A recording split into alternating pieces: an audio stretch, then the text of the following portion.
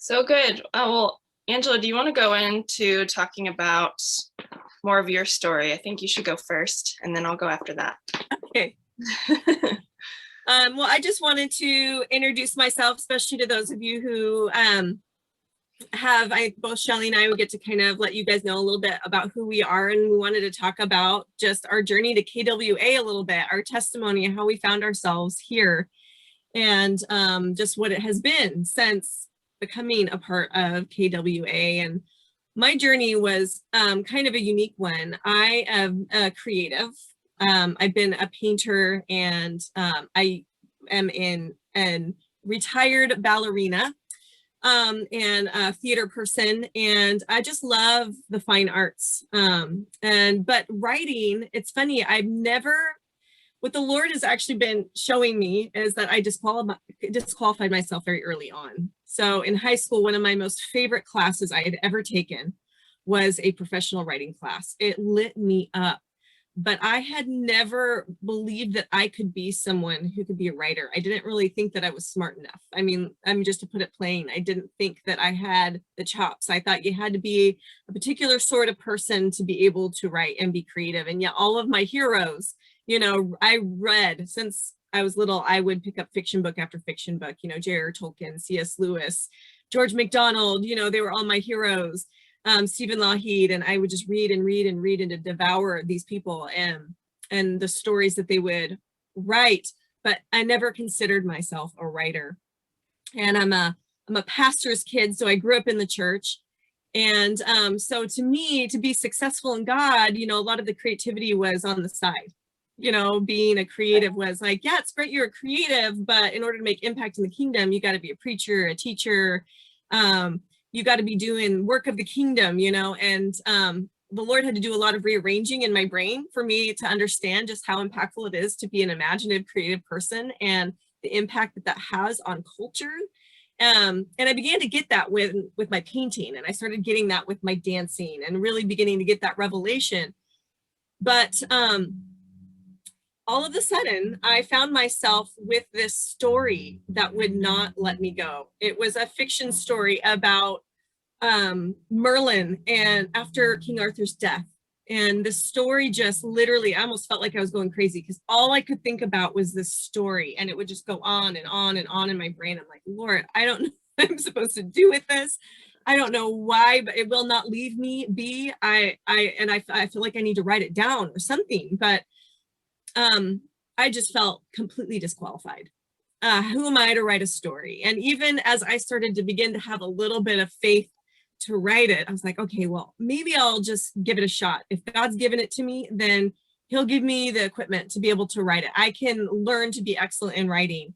And as I began to even speak that out to people, like even my family who love me, but you'd say, I think I'm going to write a novel. And they'd be like, really? That's kind of, okay, go you, like that's cute, you didn't have that instant support of people thinking that I could do it either, so I was wrestling with whether or not, I was wrestling with believing in myself that I could do it, and also other people, because I had never done it before. They were just like, okay, you can write it down. I'm sure, you'll have fun doing that.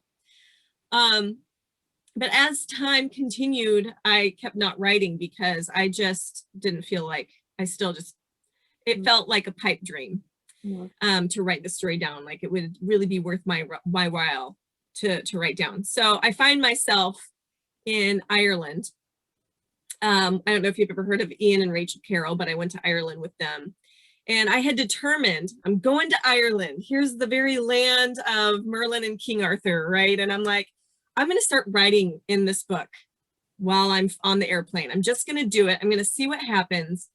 I wasn't telling anybody what I was doing. And it's funny, we went to the place that in Northern Ireland that inspired C.S. Lewis.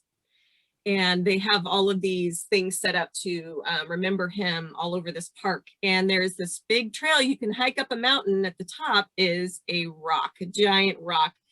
And they say that that rock is what inspired his stone table scene with Aslan.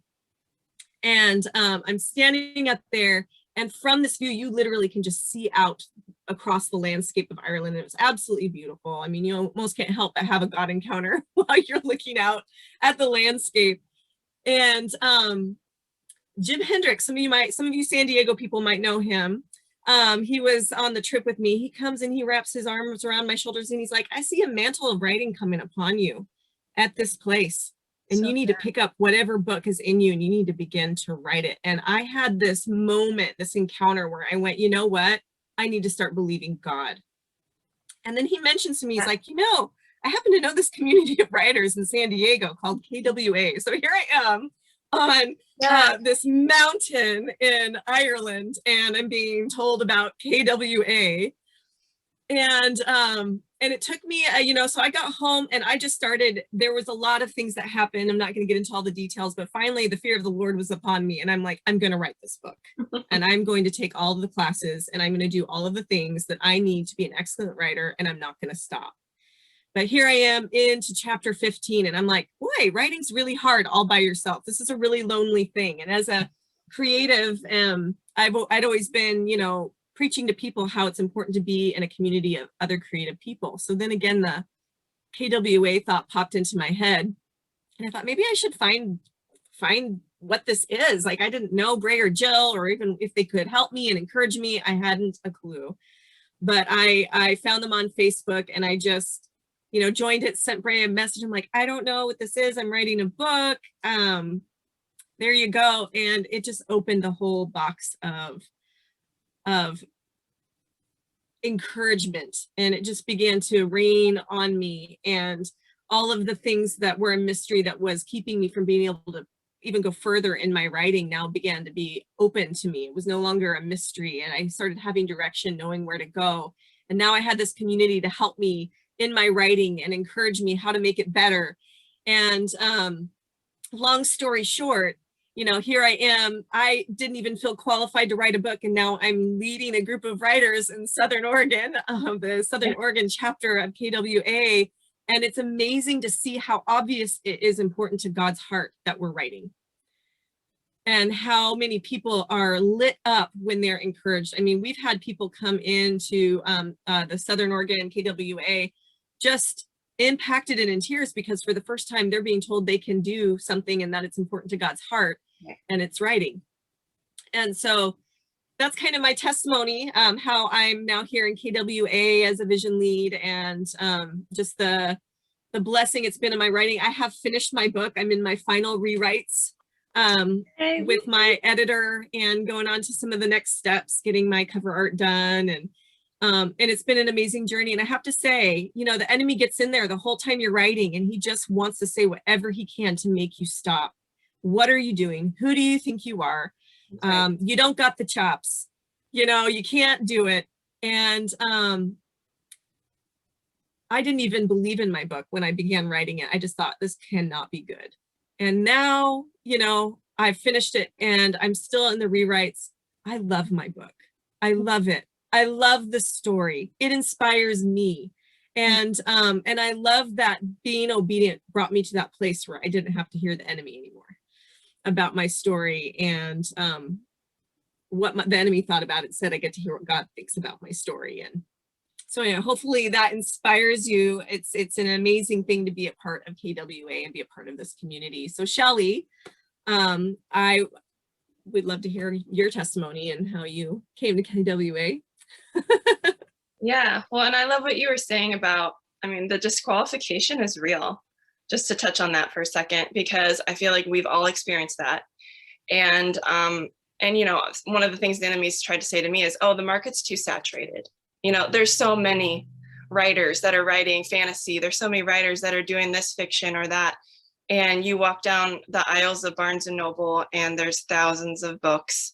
But for me, I would usually go down the fantasy section and there's so many dark titles. There's so much just darkness around that genre and so many other genres. And I'm like, well, the market might be oversaturated, but it needs light.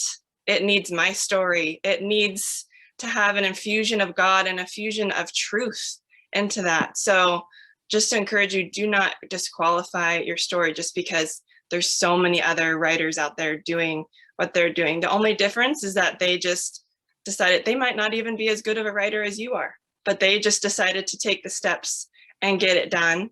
But if God's put a story that's burning in your heart, it's there for a reason and it won't let go. Just like Angela was saying, like that story kept replaying and replaying until she's like, okay, God, I'll do it.